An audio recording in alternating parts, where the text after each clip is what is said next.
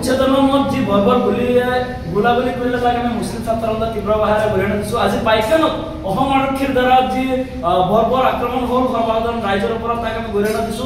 আমাৰ স্থিতি স্পষ্ট। মুছাই আগতে কৈ আছিলে যে প্ৰথমতে এই যিসকল মাটি উচ্ছেদিত লোকসকলক প্ৰথমতে পুনৰ সংস্থাপন দিয়ক, তাৰপিছত তেওঁলোকে উচ্ছেদ কৰে, তাত আমাৰ কোনো আপত্তি নাই। কিন্তু আজি অসম চৰকাৰৰ লগতে অসম আৰক্ষীয়ে কিন্তু আজি মাননীয় মহামান্য উচ্চতম ন্যায়ালয়ৰ যি অৰ্ডাৰ আছিলে তাক কিন্তু ভাইলেট কৰা পৰিলক্ষিত হৈছে। আজি উচ্ছেদৰ পূৰ্বে এই লোকসকলক কিন্তু পুনৰ সংস্থাপন কিয় কৰা নাই? এওঁলোক সংযুক্ত নাগৰিক নহয়, এওঁলোক প্ৰতিনিধিত্ব ভাৰতীয় নাগৰিক।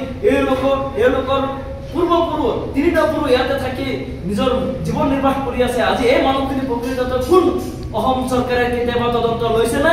অসম চৰকাৰৰ এটা নিশ্চয় আইন আছে যেন কিছুদিন পিছে সাৰ্ভে হ'ব লাগে যেন চৰকাৰী মাটিত কোনে বসবাস কৰি আছে তেওঁলোকক এলাৰ্টমেণ্ট দিব লাগে। কিন্তু বিগত দিনত যি চৰকাৰ আহিছে কোনো চৰকাৰে কিন্তু এই মানুহখিনিক মাটিৰ এলাৰ্টমেণ্ট দিয়াৰ পৰা বিৰত থাকিল। সদায় এই মানুহখিনিক লৈ পেলাই কিছু ৰাজনীতি কৰি আহিছে। গতিকে আজি দেখা গৈছে যে পাইকানত আজি গুলিয়াই এজন নিৰীহ মানুহে হত্যা কৰা হ'ল। গতিকে ইয়াৰ কাৰণে জগৰীয়া কোন? অসম চৰকাৰ, অসমৰ গৃহ বিভাগ, অসম আৰক্ষী সম্পূৰ্ণৰূপে ইয়াৰ কাৰণে দায়ী।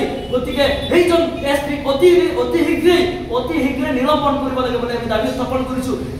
যিজনৰ নিৰ্দেশত আজি এজন নিৰীহ মানুহ গুলিয়াই হত্যা কৰা হ'ল। গতিকে আমি আহ্বান জনাইছো মুছাৰ ফালৰ পৰা, যিহেতু ভাৰতবৰ্ষৰ গণতান্ত্ৰিক ৰাষ্ট্ৰ, ইয়াতে সকলো থকাৰ অধিকাৰ আছে।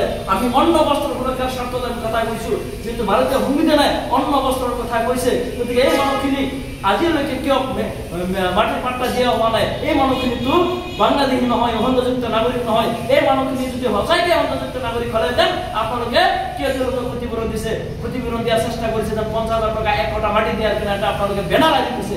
গতিকে আমি স্পষ্টভাৱে ক'ব বিচাৰিছো, আপোনালোকে যি উচ্ছেদৰ নামত ৰাজনীতি কৰিব আৰম্ভ কৰিছে, একমাত্ৰ বনিয়া গোষ্ঠীক আপোনালোকে আদানী, আম্বানী, পতঞ্জলীক আপোনালোকে মাটি দিয়াৰ যি ষড়যন্ত্ৰ কৰিছে হিমন্ত বিশ্ব শৰ্মা ডাঙৰীয়াক আমি সকীয়াই দিছো। প্ৰথমতে এই গৃহহীন ভূমিহীন মানুহখিনিক আপোনালোকে ভূমি পট্টা প্ৰদান কৰক, কাৰণ এই মানুহখিনি ব্ৰহ্মপুত্ৰৰ গৰাখহনীয়াৰ ফলত নিজৰ মাটি হেৰুৱাই আজি চৰকাৰী মাটিত আশ্ৰয় লৈ আছিলে।